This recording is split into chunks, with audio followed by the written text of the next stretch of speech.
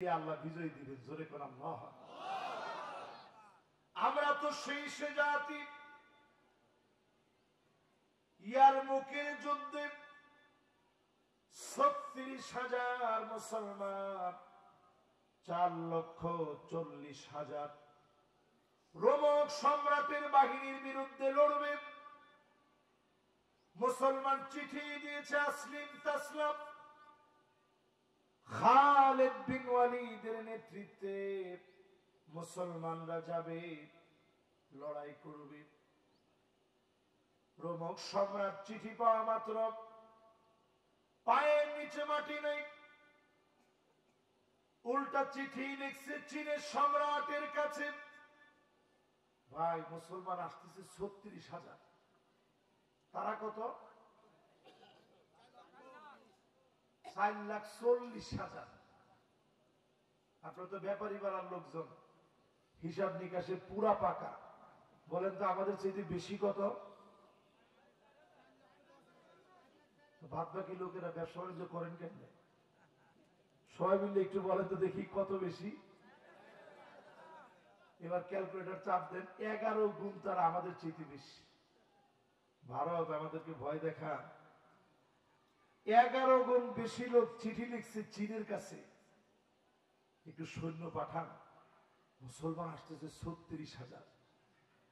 চীনের সম্রাট উল্টা চিঠি লিখছে, ইন্না কওমান লাউ আরাদু ইয়াখলাল জাবাল লাখালাউ, মুসলমান এমন এক জাতি, পাহাড়কে যদি বলে পাহাড় সরে যাও, পাহাড় জায়গা থেকে সরে যাবে। এই চিঠি লেখার পরে রোমক সম্রাটের সাহস বাড়ছে না কমছে? কি পরিমাণ কমছে, এমনি ভয় পাচ্ছিল। এর মধ্যে যখন লিখছে মুসলমান যদি বলে পাহাড় জায়গা থেকে সব, পাহাড় জায়গা থেকে সরে যাবে। জোরে করে আল্লাহু আকবার। সেই মুসলমানদেরকে আল্লাহ একটা সুন্দর দিন দিয়েছেন। এই দিন যদি কাজে না লাগান, নবীজি আমাদেরকে সতর্ক করলেন ৬টা বিষয় দিয়ে। গতবার বলে গেছি ৬টা, এবার আরো নতুন ৬টা শুনুন। রাজি আছেন? যুবকরা কি কর, রাজি আছে? নবীজি ৬টা বিষয় সতর্ক করে গেছেন। এখন কিন্তু ক্ষমতায় আপনারা, ঠিক তো কইছে একজনে, এখন ক্ষমতায় কারা? কিছু হইলেই যে আন্দোলনে বের হন, পুলিশরা এখন আপনারা নিজেরা ডাকিলেন, ক্ষমতায় তো আপনারা জনগণ নিজেরা। এই ক্ষমতায় থাকাকালীন সময়ে নবীজি ৬টা বিষয় সতর্ক করে গেছেন। ১ নম্বর, ইমারাতুস সুফাহা,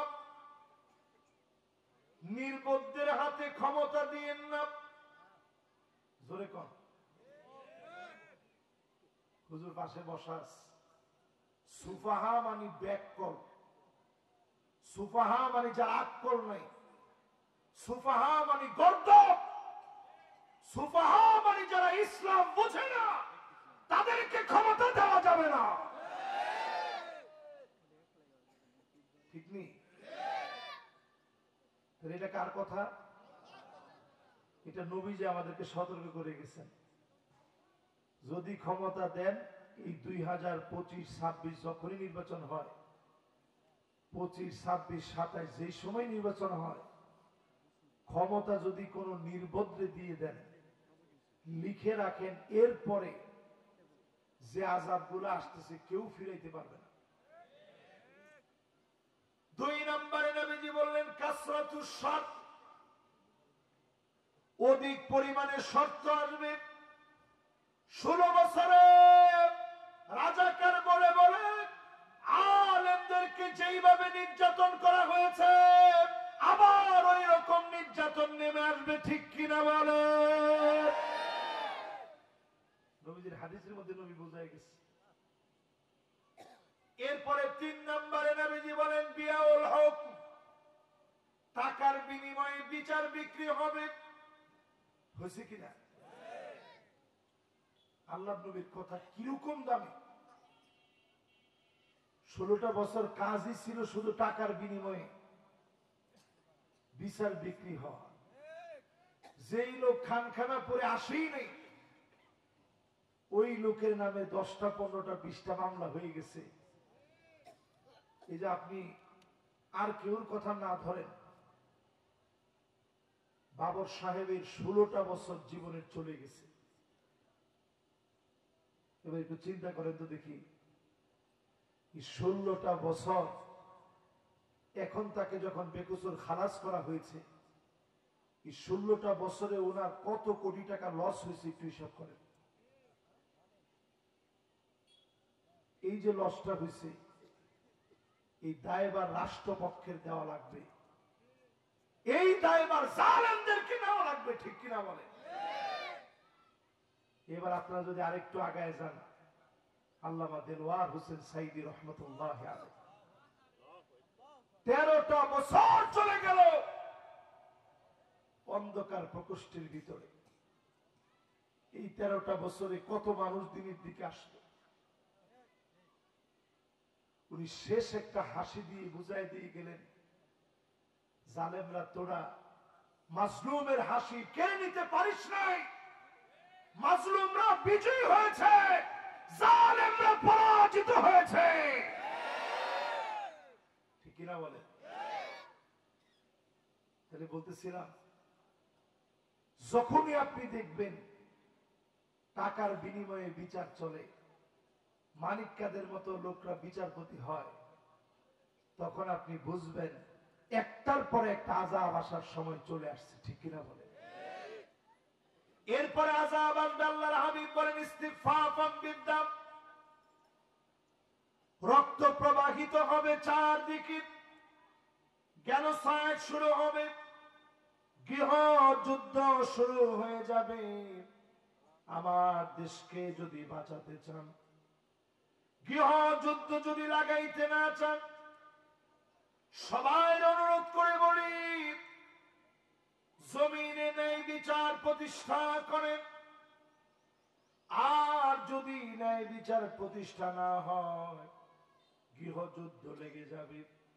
1450 বছর আগে আল্লাহ নবী জানায় গেলেন, আমরা খুব ভয়ের ভিতরে আছি, কখন না জানি গৃহযুদ্ধ শুরু হয়ে যায়, আমাদের দেশের মানুষের সম্প্রীতি না জানি নষ্ট হয়ে যায়।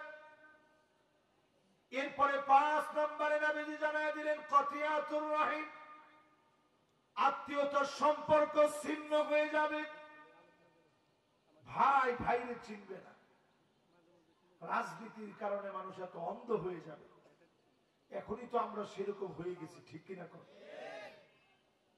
এরপরে 6 নম্বর আল্লাহ নবী বলেন, এমন এমন আলেমদেরকে তোমরা দেখবা, আকাল্লুহুম ফিকহান, হক কথা ছেড়ে দিবে, অন্যায়ের সঙ্গে আপোষ করবে, বাতিলের পক্ষ নিবে, আলেমরা নিজেদেরকে বিক্রি করে ফেলবে।